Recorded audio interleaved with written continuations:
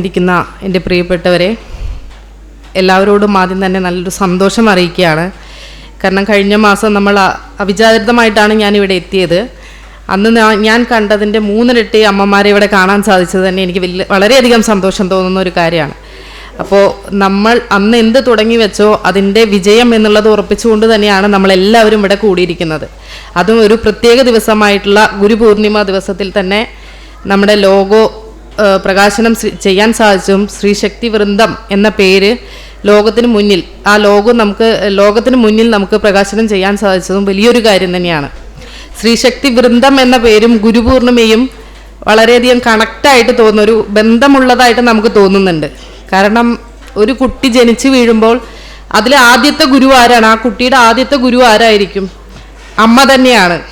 ആ അമ്മമാരായിട്ടുള്ള നമ്മൾ തന്നെയാണ് ഇന്ന് ശ്രീശക്തി വൃന്ദം എന്നുള്ള ഇവിടെ രൂപീകരിച്ച ഈ സമിതിയുടെ നടത്തിപ്പുകാരും എല്ലാവരും നമ്മൾ തന്നെയാണ്.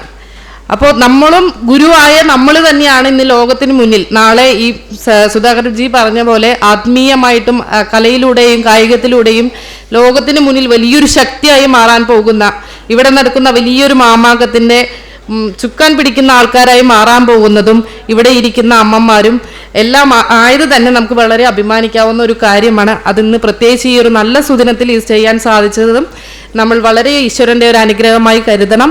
അന്ന് ഞാൻ പറഞ്ഞിട്ടുണ്ടായിരുന്നു, ഇതിൽ നമുക്ക് പുരുഷന്മാർക്കല്ല നമ്മൾ ഈ പരിപാടി വിജയിപ്പിക്കാനുള്ള ഒരു അവസരം കൊടുക്കുന്നത്. ഈ പരിപാടി നമ്മൾ വരുന്ന നവംബറിൽ നടക്കുന്ന പരിപാടി മുന്നിൽ നിന്ന് നടത്തുന്നതും ഈ നടക്കുന്ന നമ്മുടെ യാഗം നടക്കുന്ന സ്ഥലം മുഴുവൻ നമ്മൾ അമ്മമാരാണ് എല്ലാം ചെയ്യുന്നത് എന്ന് ഞാൻ പറഞ്ഞിട്ടുണ്ടായിരുന്നു. അന്ന് എല്ലാവരും അത് ഭയങ്കര ഇതായിരുന്നു. ഇപ്പോൾ എനിക്ക് കുറച്ചുകൂടെ ആത്മവിശ്വാസം കൂടി. കാരണം നമ്മൾ പ്രതീക്ഷിക്കുന്നതിനേക്കാൾ കൂടുതൽ, കാരണം ഇതെല്ലാം നിയോഗമാണ്. നമുക്കെല്ലാവർക്കും ഒരു അമ്മമാരെ ചേച്ചി നേരത്തെ പറഞ്ഞാൽ നമുക്കെല്ലാം വീട്ടിൽ പ്രശ്നങ്ങളുള്ള ആൾക്കാരാണ്. ചോറ് വെക്കണം, ഉച്ച സമയമായി, ഭർത്താവ് ഉണ്ണാൻ വരും, മക്കൾ ഉണ്ണാൻ, നമുക്ക് പ്രശ്നങ്ങളുണ്ട്. പക്ഷെ അതെല്ലാം മാറ്റിവെച്ച് നമ്മളിവിടെ ഇരിക്കുന്നുണ്ടെങ്കിൽ ആ പരിപാടി അല്ലെങ്കിൽ നമുക്ക് തന്നിട്ടുള്ള നമ്മുടെ ലക്ഷ്യം പൂർത്തീകരിക്കാൻ അത് നമ്മുടെ ഒരു നിയോഗമാണ്. അല്ലെങ്കിൽ നമുക്ക് ആ നിയോഗമില്ലെങ്കിൽ നമുക്ക് ഇവിടെ നിന്ന് എത്താൻ സാധിക്കില്ല. അപ്പം നമ്മൾ അതിന് നിയോഗിക്കപ്പെട്ടവരാണ്. അതിൻ്റെ ബറ്റാലിയനായി അല്ലെങ്കിൽ നമ്മൾ അതിന് മുന്നിൽ നിന്ന് നയിക്കുന്ന പടനായകന്മാരായിട്ട് മുന്നിൽ നിന്ന് നയിക്കാൻ എല്ലാവർക്കും സാധിക്കട്ടെ എന്ന് മാത്രം പറഞ്ഞുകൊണ്ട് നിർത്തുന്നു. നന്ദി, നമസ്കാരം.